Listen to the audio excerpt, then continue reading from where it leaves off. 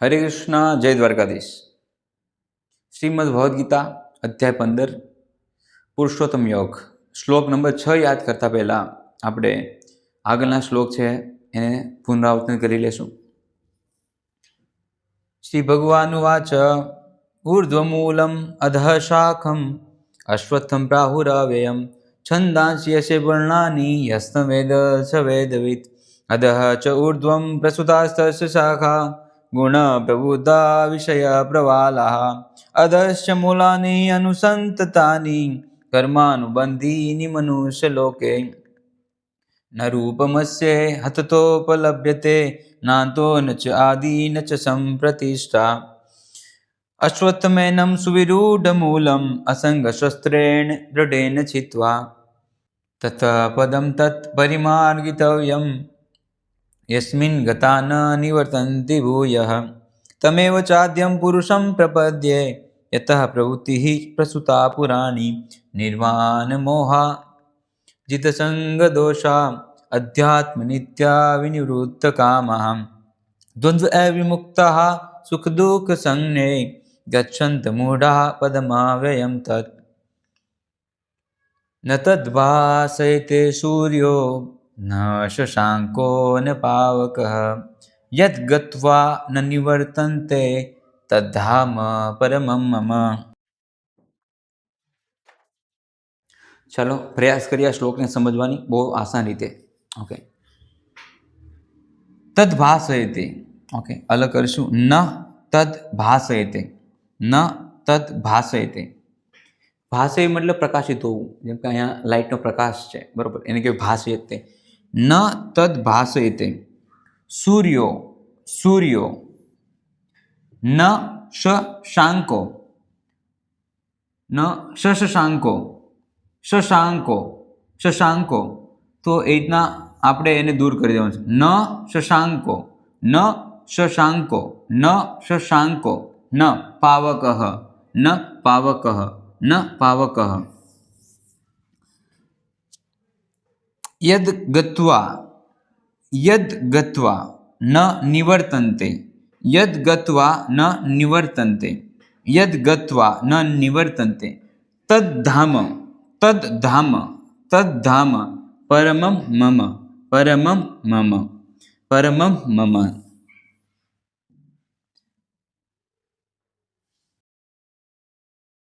ન તદ્ભાસયતે સૂર્યો ન શશાંકો ન પાવકઃ યદ્ ગત્વા ન નિવર્તન્તે તદ્ધામ પરમં મમ.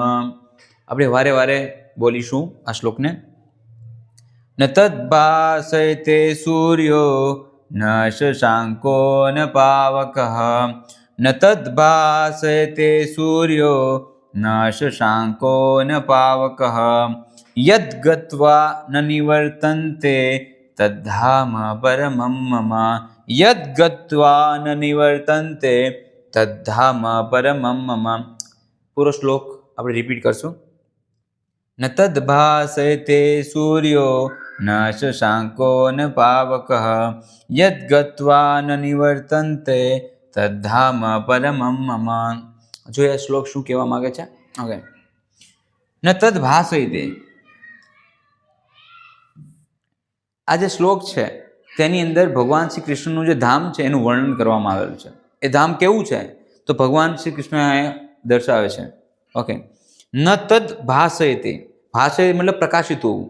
એ રીતના બલ્બ છે, ટ્યુબલાઇટ છે, એ પ્રકાશ, એના પ્રકાશથી અંજવાળું હોય છે. જે રીતના પૃથ્વી છે, સૂર્યોદય થાય છે ત્યારે ચારો ઓર અંજવાળું છવાઈ જાય છે. એ રીતના એને કહેવાય ભાસયતે, પ્રકાશિત હોવું. ન ત ભાસયતે. ઓકે, એ ભાસયતે નથી. કઈ રીતના? સૂર્યો, સૂર્યથી પ્રકાશિત નથી તેવું.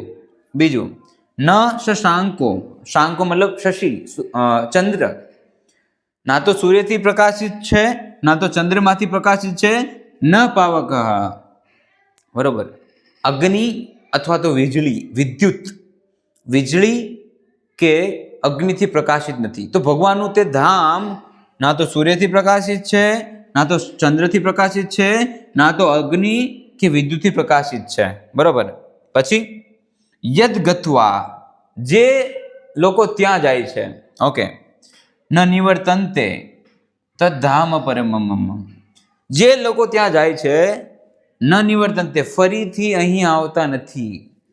તદ્ધામ પરમ, એ મારું ધામ, એ મારું પરમ ધામ છે. ભગવાન શ્રી કૃષ્ણ છે, એનું ઘર, એનું ધામ એ છે પરમધામ, કે જ્યાં એકવાર ગયા પછી ફરીથી અહીંયા આવવાનું રહેતું નથી. જોઈએ આપણે, મારું તે પરમધામ ન તો સૂર્ય કે ચંદ્ર દ્વારા પ્રકાશિત થાય છે અને ન તો અગ્નિ કે વીજળી દ્વારા પ્રકાશિત થાય છે. જે મનુષ્યો ત્યાં પહોંચી જાય છે તેઓ આ ભૌતિક જગતમાં ફરી પાછા કદી આવતા નથી. ઓકે, ના તો સૂર્યથી, ના તો ચંદ્રમાંથી, ઓકે, ના તો અગ્નિથી કે ના તો વીજળીથી, કોઈ પણ વસ્તુથી ત્યાં પ્રકાશિત નથી. સ્વયં પ્રકાશિત છે. ભગવાનનું જે ધામ છે સ્વયં પ્રકાશિત છે. એને પ્રકાશિત કરવા માટે સૂર્ય, ચંદ્રમા કે લાઇટની જરૂર નથી પડતી. ભગવાનની અંદર જ એટલું તેજ છે જેના લીધે આખું જે આધ્યાત્મિક જગત છે પ્રકાશિત છે. અને એ પ્રકાશના લીધે જ બ્રહ્મ જ્યોતિ છે એનું તેજ આવે છે ભગવાન શ્રી કૃષ્ણના ધામમાંથી. બરોબર, તો સૂર્ય ચંદ્રમાંથી પ્રકાશિત નથી, અગ્નિથી પ્રકાશિત નથી, વીજળીથી પ્રકાશિત નથી. મનુષ્યો ત્યાં પહોંચી જાય છે, જે મનુષ્યો ત્યાં પહોંચી જાય છે તેઓ ફરીથી ભૌતિક જગતની અંદર કદી આવતા નથી. એક વખત ત્યાં મનુષ્ય પહોંચી જાય છે અને ફરીથી અહીંયા આવવું પડતું નથી. તો આ છે ભગવાનનું પરમધામ. રાઈટ. તો આપણે જોઈએ છે કે પૃથ્વીની અંદર જ્યાં પણ ડેવલપમેન્ટ કરવું છે, જ્યાં પણ વિકાસ કરવો છે, ત્યાં સૂર્યની જરૂર પડે છે. સૂર્ય વગર ના તો વનસ્પતિ ઉગશે, ના તો આપણા ખાવા માટે ખોરાક બનશે. કાંઈ પણ વસ્તુ સૂર્ય વગર પૃથ્વી ઉપર કાંઈ શક્ય નથી. ઓકે, સૂર્ય છે એ બ્રહ્માંડનો જે મુખ્ય સ્ત્રોત છે તેવું તમે આગળ જતાં ભણશો, અથવા તો અત્યારે તમારે ભણવામાં આવતું હોય છે.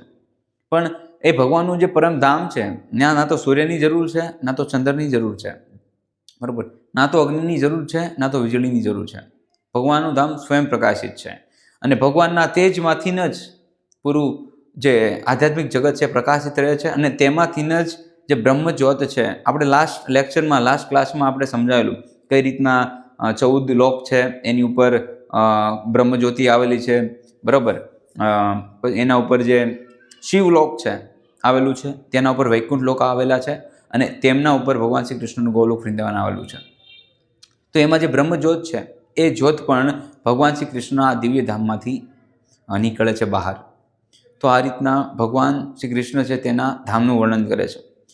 વધારે વર્ણન આપણે ક્લાસની અંદર કરશું.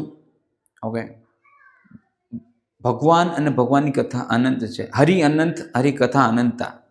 ઓકે, તો આપણે પ્રયાસ કરશું કે મેક્સિમમ ભગવાનનું ધામ કેવું છે એ સમજવાનો પ્રયાસ કરશું ક્લાસની અંદર. હરે કૃષ્ણ. જય દ્વારકાધીશ. શ્રીમદ ભગવદ્ ગીતાની જય.